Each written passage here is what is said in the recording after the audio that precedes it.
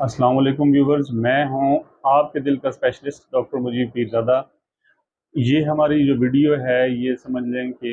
एक कंटिन्यूएशन है जो हमने पहले इससे पिछली वीडियो में डिस्कस किया था कि हम इस्कीमिक सिंड्रोम्स के ऊपर बात करेंगे जो तीन किस्म की होती हैं। उसमें एक तो हमने डिस्कस कर लिया था जिसको साइलेंट एंजाइना कहते हैं। अब दूसरा जो है वो उससे भी ज़्यादा अहम है जिसको माइक्रोवेस्कुलर एंजाइना कहते हैं। बेसिकली इसका नाम माइक्रोवेस्कुलर एंजाइना है, लेकिन इसके अंदर जो हम जिस चीज़ को हम डिटेल में डिस्कस करेंगे वो है coronary microvascular dysfunction, CMD. CMD के अंदर हम माइक्रोवेस्कुलर एंजाइना डिस्कस करना चाह रहे हैं।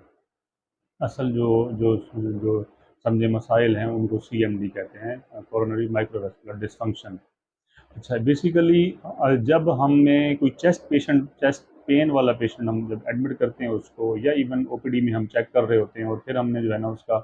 प्लान करना होता है कि जी इसको हमने जो है ना एंजियोग्राफी करवानी है इसकी इन्वेजिव किस्म की। तो उनमें ये देखा गया है कि तकरीबन 30 से 40% जो रेशो निकलती है उसमें, मतलब हमने 100 पेशेंट्स की एंजियोग्राफी कराई तो उनमें से 30 और 40 पेशेंट जो हैं वो ऐसे होते हैं जिनके अंदर कोरोनीज जो है ना वो नॉर्मल निकल आती हैं उनके अंदर। अब ये जो 30 से 40% की रेशो है इसमें आधे पेशेंट्स जो हैं, मतलब इनमें से जो 50% हैं उनमें जो है ना वो माइक्रोवेस्कुलर एंजाइना और कोरोनरी माइक्रोवेस्कुलर डिसफंक्शन जो है ना ये पाया जाता है बेसिकली। अब इसमें देखा ये गया है कि ये बेसिकली होता क्यों है, वजह क्या है इसके अंदर। तो जब इसको स्टडी किया गया माइक्रोवेस्कुलर लेवल के ऊपर तो ये देखा गया कि एक तो जो मेन कोरोनरीज हैं, जो मेन दिल की शरियानें हैं तीन, वो तो ठीक पड़ी होती हैं, लेकिन उनसे आगे जो है ना वो जब जब शरेआन ख़त्म होती है तो आगे जो है ना उसकी वो ब्रांचेज निकलती हैं जिनको हम आर्टरियोल्स कहते हैं। वहाँ से ब्लड निकलता है, फिर टिश्यूज़ के अंदर गया, फिर जो है ना वो समझें कि ऑक्सीजनेटेड था ये ब्लड, फिर टिश्यू से जो डीऑक्सीजनेटेड ब्लड है आगे फिर आर्टेरियोल से फिर चैनल्स आते हैं, वेन्यूल्स बने और फिर वेन्स बनी और फिर ब्लड वापस आ गया जो है ना वो लंग्स के अंदर,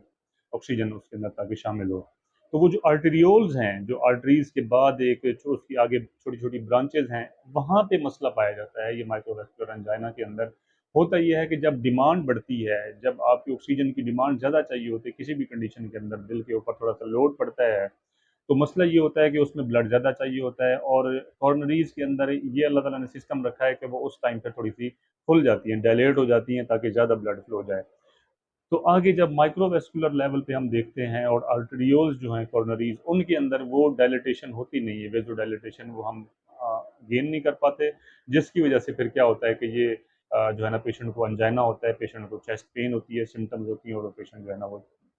प्रेजेंट होता है इमरजेंसी के अंदर या जो है ना कहीं भी डॉक्टर्स को चेक करवाने के लिए। अब इसमें इसको अगर हम देखें तो अगर इसको थोड़ा सा हिस्टोरिकली हम देखें तो पहले जो इसका इनिशियल नाम था इसको सिंड्रोम एक्स कहते थे। सिंड्रोम एक्स, सिंड्रोम एक्स के अंदर ये देखा गया था कि कुछ इसमें पेशेंट्स होते हैं जिनके अंदर थोड़ा सा कोरोनरीज के अंदर स्पेजम पाया जाता है, कुछ ऐसे पेशेंट्स होते थे जिनके अंदर रिस्क फैक्टर्स होते थे। और इसमें जब सिंड्रोम एक्स पढ़ते थे तो उसमें ये भी देखा गया था कि इसकी जो मेल फीमेल के अंदर रेशो है वो फीमेल्स के अंदर ज़्यादा है, मेल्स के अंदर वन है, मतलब फीमेल मेल रेशो 3:1 थी। लेकिन बाद में जब इसको स्टडी किया गया इसके ऊपर जो है ना वो ट्रायल्स हुए तो उसमें ये देखा गया कि ऐसा कुछ नहीं है, ये दोनों ही जेंडर्स के अंदर इक्वली इसकी प्रेजेंटेशन है।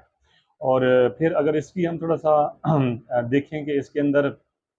बेसिकली वो पेशेंट्स होते हैं मोस्टली जिनके अंदर कोई ना कोई रिस्क फैक्टर पाए जाते हैं, मतलब उनको शुगर होती है, उनको ब्लड प्रेशर होती है, या क्रोनिक इन्फ्लेमेटरी डिजीज जिस तरह ऑटो इम्यून डिजीजेज हो गई या जिस तरह ट्यूबरक्लोसिस हो गई, उनके अंदर इस माइक्रोवेस्कुलर एंजाइना होने का रिस्क जो है वो ज़्यादा होता है। अच्छा, फिर उसके अंदर फिर हम थोड़ा सा अगर इसकी डिटेल में जाएं तो अगर इसको हम देखें कि इसकी टाइप्स क्या हैं तो ये बेसिकली चार किस्म की होती है। जो फर्स्ट टाइप होती है उसमें ये होता है कि ना तो कॉरोनरीज जो मेन कॉरोनरीज हैं, कॉरोनरी आर्टरी डिजीज ना वो होती है और ना मायोकार्डियल डिजीज होती है। जस्ट पेशेंट्स के अंदर रिस्क फैक्टर पाए जाते हैं जो कि हमने डिस्कस किए हैं, शुगर, ब्लड प्रेशर और क्रोनिक इन्फ्लेमेटरी डिजीज। दूसरी क्या होती है, उसके अंदर मायोकार्डियल डिजीज होती है लेकिन कोरोनरीज ठीक होती है। मायोकार्डियल डिजीज कैसे होती है कि जो मायोकार्डियम में या तो वो थिक हो गया है, मायोकार्डियल हाइपरट्रॉफी हो गई है। अच्छा, उसके बाद या जो है ना कोई वेल्वुलर डिजीज, खास तौर पे एओर्टिक स्टेनोसिस है, जो एओर्टा के ऊपर वाल लगा होता है वो जो है ना स्टेनोज्ड हो गया, सिकुड़ गया है, या जो है ना उसको अमाइलोडोसिस हो गई है। तीसरी टाइप ये होती है कि उनके अंदर कुछ ना कुछ लेवल्स के ऊपर कोरोनरी आर्टरीज की डिजीज पाई जाती होती है, जो इसकी टाइप 3 हो गई। और जो टाइप 4 है वो बेसिकली जब हम रिवैस्कुलराइजेशन करते हैं, जिनकी पीसीआई करते हैं, उनके अंदर ये रेशो होती है कि जब हम स्टेंट डाल रहे होते हैं तो वहाँ से कोई डिस्टल एम्बोलाइजेशन होती है, मतलब वो जो प्लेक होता है वो थोड़ा सा डिसलॉज हुआ, वहाँ से वो टूटा और आगे जो है ना वो माइक्रो सर्कुलेशन की लेवल पे चला गया और पेशेंट को सिम्टम्स आना शुरू हो गई। तो बेसिकली ये टाइप 4 होती है इसकी। इसकी डायग्नोसिस के लिए हमें जो है ना वो जो टेस्ट करवाने पड़ते होते हैं वो हम पेशेंट की ईटीटी करवा लेते होते हैं, स्ट्रेस एको कर लेते होते हैं और उसके बाद मायोकार्डियल परफ्यूजन इमेजिंग होती है जो करते हैं, जिसके अंदर खासतौर पे कंट्रास्ट इन्हांस जो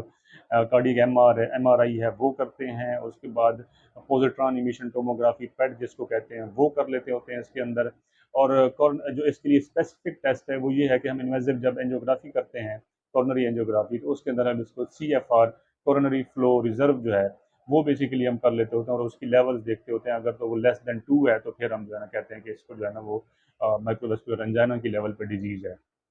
इसकी हम जो है ना वो ट्रीटमेंट के लिए फिर हम ये देखते हैं कि जो है ना बेसिकली जो मेन गोल होता है वो ये होता है कि हम पेशेंट की सिम्टम्स को कंट्रोल करें जो उसको मसाइल हो रहे हैं, और दूसरा कोई उसके अंदर रिस्क फैक्टर्स हैं, शुगर है, ब्लड प्रेशर है, कोई क्रोनिक इन्फ्लेमेटरी डिजीज चल रही है, उसका वेट ज़्यादा है, जो भी उसकी जो है ना वो रिस्क फैक्टर्स हैं उनको मॉडिफाई किया जाए और उसकी जो है ना डाइटरी मॉडिफिकेशन की जाए, और उसके अंदर फिर जो है ना एक पूरा प्रोटोकॉल है मेडिसिन का जो हम उनको एडवाइस करते हैं। तो उम्मीद करता हूँ कि ये वीडियो आपके लिए बड़ी मालूमाती होगी। आप अपना ख्याल रखें, अपने करीबी लोगों का ख्याल रखें। आखिर में मेरा वही पैगाम, सबसे पहले सेहत। अस्सलामु अलैकुम।